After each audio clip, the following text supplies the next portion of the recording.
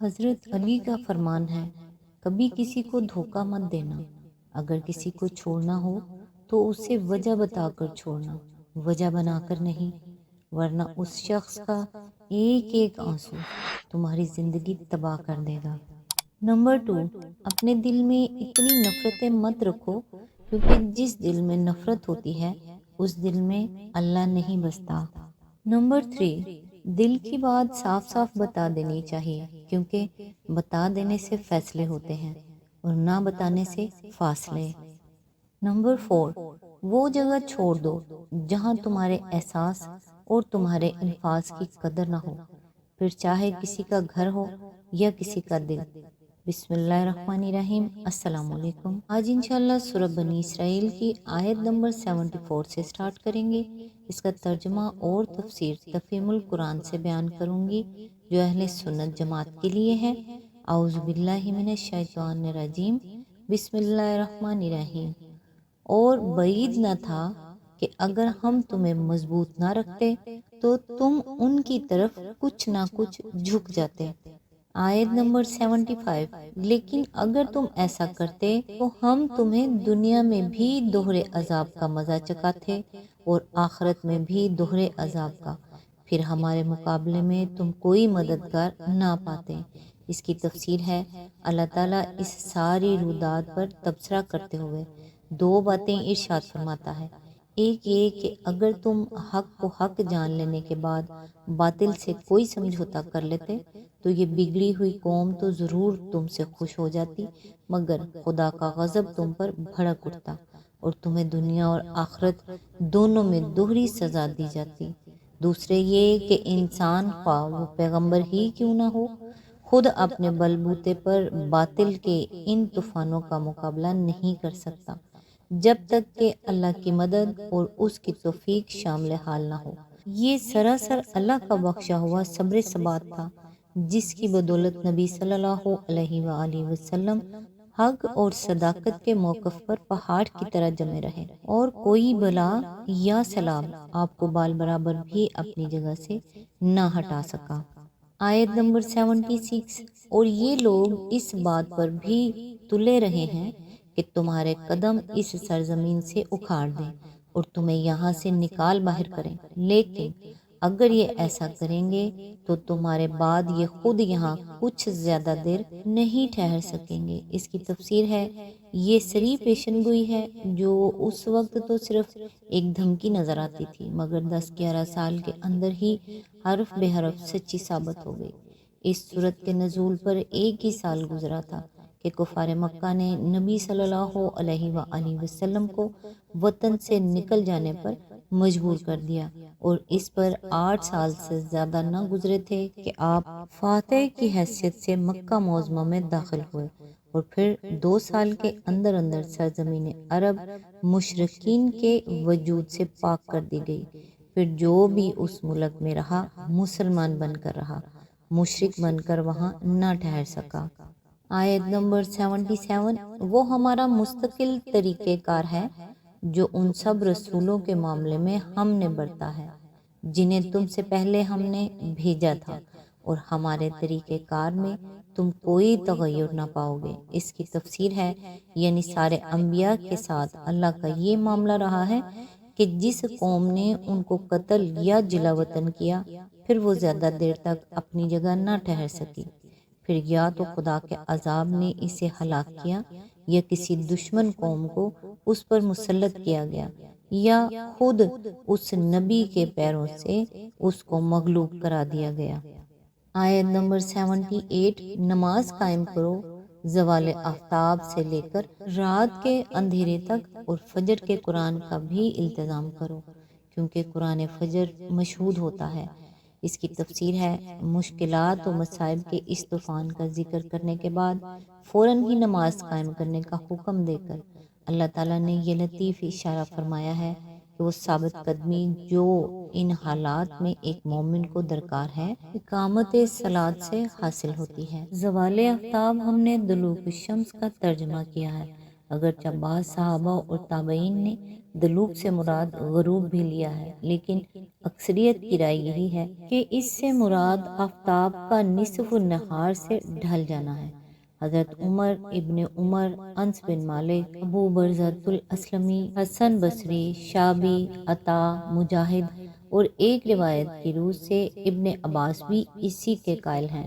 امام محمد باقر اور امام جعفر صادق سے بھی یہی قول مروی ہے، بلکہ بعض احادیث میں خود نبی صلی اللہ علیہ وآلہ وسلم سے بھی دلوک شمس کی یہی تشریح منقول ہے، اگرچہ ان کی سند کچھ زیادہ قوی نہیں ہے۔ فسق اللیل بعض کے نزدیک رات کا پوری طرح تاریک ہو جانا ہے، اور بعض اس سے نصف شب مراد لیتے ہیں۔ اگر پہلا قول تسلیم کیا جائے تو اس سے عشاء کا اول وقت مراد ہوگا، اور اگر دوسرا قول صحیح مانا جائے تو پھر یہ اشارہ عشاء کے آخر وقت کی طرف ہے۔ فجر کے لغوی معنی ہے پو پھوٹنا، یعنی وہ وقت جب اول سفیدہ صبح رات کی تاریکی کو پھاڑ کر نمودار ہوتا ہے۔ فجر کے قرآن سے مراد فجر کی نماز ہے۔ قرآن مجید میں نماز کے لیے کہیں تو صلاۃ کا لفظ استعمال ہوا ہے اور کہیں اس کے مختلف اجزاء میں سے کسی جز کا نام لے کر پوری نماز مراد لی گئی ہے، مثلا تسبیح، حمد، ذکر، قیام، رکوع، سجود وغیرہ۔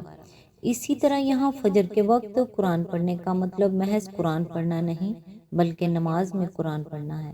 اس طریقے سے قرآن مجید نے ضمناً یہ اشارہ کر دیا ہے کہ نماز کن اجزاء سے مرکب ہونی چاہیے، اور انہی اشارات کی رہنمائی میں نبی صلی اللہ علیہ وآلہ وسلم نے نماز کی وہ حد مقرر فرمائی جو مسلمانوں میں رائج ہے۔ فجر کے مشہود ہونے کا مطلب یہ ہے کہ خدا کے فرشتے اس کے گواہ بنتے ہیں، جیسا کہ احادیث میں بے تصریح بیان ہوا ہے۔ اگرچہ فرشتے ہر نماز اور ہر نیکی کے گواہ ہیں، لیکن جب خاص طور پر نماز فجر کی قرت پر ان کی گواہی کا ذکر کیا گیا ہے تو اس کا صاف مطلب یہ ہے کہ اسے ایک خاص اہمیت حاصل ہے۔ اسی وجہ سے نبی صلی اللہ علیہ وآلہ وسلم نے فجر کی نماز میں طویل قرت کرنے کا طریقہ اختیار فرمایا، اور اسی کی پیروی صحابہ کرام نے کی اور بعد کے ائمہ نے اسے مستحب قرار دیا۔ اس آیت میں مجملاً یہ بتایا گیا ہے کہ 5 وقتہ نماز جو معراج کے موقع پر فرض کی گئی تھی، اس کے اوقات کی تنظیم کس طرح کی جائے۔ حکم ہوا کہ ایک نماز تو طلوع آفتاب سے پہلے پڑھ لی جائے اور باقی 4 نمازیں زوال آفتاب کے بعد سے ظلمت شب تک پڑھی جائیں۔ پھر اس حکم کی تشریح کے لیے جبرائیل علیہ السلام بھیجے گئے، جنہوں نے نماز کے ٹھیک اوقات کی تعلیم نبی صلی اللہ علیہ وآلہ وسلم کو دی۔ چنانچہ ابو داؤد اور ترمذی میں ابن عباس کی روایت ہے کہ نبی صلی اللہ علیہ وآلہ وسلم نے فرمایا، جبرائیل علیہ السلام نے 2 مرتبہ مجھ کو بیت اللہ کے قریب نماز پڑھائی۔ پہلے دن ظہر کی نماز ایسے وقت پڑھائی جبکہ سورج ابھی ڈھلا ہی تھا اور سایہ ایک جوتی کے تسمے سے زیادہ دراز نہ تھا۔ پھر عصر کی نماز ایسے وقت پڑھائی جبکہ ہر چیز کا سایہ اس کے اوپر قد کے برابر تھا۔ پھر مغرب کی نماز ٹھیک اس وقت پڑھائی جبکہ روزہ دار روزہ افطار کرتا ہے۔ پھر عشاء کی نماز شفق غائب ہوتے ہی پڑھا دی، اور فجر کی نماز اس وقت پڑھائی جبکہ روزہ دار پر کھانا پینا حرام ہو جاتا ہے۔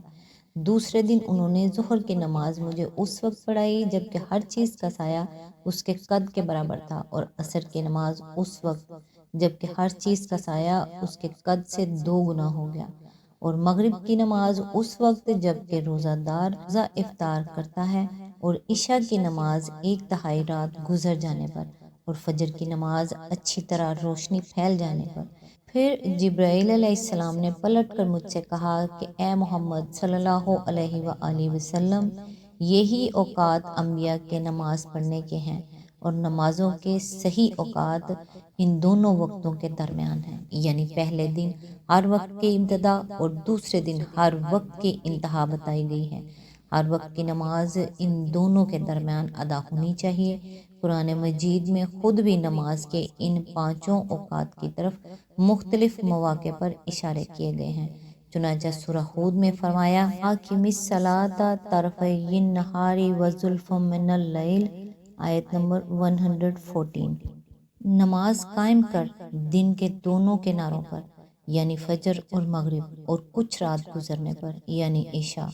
اور سورہ طٰہٰ میں ارشاد ہوا ہے وَسَبِّحْ بِحَمْدِ رَبِّكَ قَبْلَ طُلُوعِ الشَّمْسِ وَقَبْلَ غُرُوبِهَا وَمِنْ آنَاءِ اللَّيْلِ فَسَبِّحْ وَأَطْرَافَ النَّهَارِ، آیت نمبر 130۔ اور اپنے رب کی حمد کے ساتھ اس کی تسبیح کر طلوع آفتاب سے پہلے یعنی فجر، اور غروب آفتاب سے پہلے یعنی عصر، اور رات کے اوقات میں پھر تسبیح کر یعنی عشاء، اور دن کے سروں پر یعنی صبح، ظہر اور مغرب۔ پھر سورہ روم میں ارشاد ہوا ہے فَسُبْحَانَ اللَّهِ حِینَ تَمْسُونَ وَحِینَ تُصْبِحُونَ وَلَهُ الْحَمْدُ فِی السَّمَاوَاتِ وَالْأَرْضِ وَعَشِیًّا وَحِینَ تُظْہِرُونَ۔ بس اللہ کی تسبیح کرو جب کہ تم شام کرتے ہو یعنی مغرب، اور جب صبح کرتے ہو یعنی فجر۔ اسی کے لیے حمد ہے آسمانوں میں اور زمین میں، اور اس کی تسبیح کرو دن کے آخری حصے میں یعنی عصر، اور جب کہ تم دوپہر کرتے ہو یعنی ظہر۔ نماز کے یہ اوقات کا نظام مقرر کرنے میں جو مصلحتیں ملحوظ رکھی گئی ہیں، ان میں سے ایک اہم مصلحت یہ بھی ہے کہ آفتاب پرستوں کے اوقات عبادت سے اجتناب کیا جائے۔ آفتاب ہر زمانے میں مشرکین کا سب سے بڑا یا بہت بڑا معبود رہا ہے، اور اس کے طلوع و غروب کے اوقات میں خاص طور پر ان کے اوقات عبادت رہے ہیں۔ اس لیے ان اوقات میں تو نماز پڑھنا حرام کر دیا گیا۔ اس کے علاوہ آفتاب کی پرستش زیادہ تر اس کے عروج کے اوقات میں کی جاتی رہی ہے، لہٰذا اسلام میں حکم دیا گیا کہ تم دن کی نمازیں زوال آفتاب کے بعد پڑھنی شروع کرو، اور صبح کی نماز طلوع آفتاب سے پہلے پڑھ لیا کرو۔ اس مصلحت کو نبی صلی اللہ علیہ وآلہ وسلم نے خود متعدد احادیث میں بیان فرمایا ہے۔ چنانچہ ایک حدیث میں حضرت عمر بن عبسہ روایت کرتے ہیں کہ میں نے نبی صلی اللہ علیہ وآلہ وسلم سے نماز کے اوقات دریافت کیے تو آپ نے فرمایا صبح کی نماز پڑھو، اور جب سورج نکلنے لگے تو نماز سے رک جاؤ یہاں تک کہ سورج غروب ہو جائے، کیونکہ سورج جب غروب ہوتا ہے تو شیطان کے سینگوں کے درمیان سے غروب ہوتا ہے، اور اس وقت کفار اس کو سجدہ کرتے ہیں۔ اس حدیث میں سورج کا شیطان کے سینگوں کے درمیان طلوع اور غروب ہونا ایک استعارہ ہے، یہ تصور دلانے کے لیے کہ شیطان اس کے نکلنے اور ڈوبنے کے اوقات کو لوگوں کے لیے ایک فتنہ عظیم بنا دیتا ہے۔ گویا جب لوگ اس کو نکلتے اور ڈوبتے دیکھ کر سجدہ ریز ہوتے ہیں تو ایسا محسوس ہوتا ہے کہ شیطان اسے اپنے لیے سر پر لیے ہوئے آیا ہے اور سر ہی پر لیے جا رہا ہے۔ اس استعارے کی گرہ حضور صلی اللہ علیہ وآلہ وسلم نے خود اپنے اس فکرے میں کھول دی ہے کہ اس وقت کفار اس کو سجدہ کرتے ہیں۔ آج تک کے لیے بس اتنا ہی، نیکسٹ انشاءاللہ آیت نمبر 79 سے سٹارٹ کریں گے۔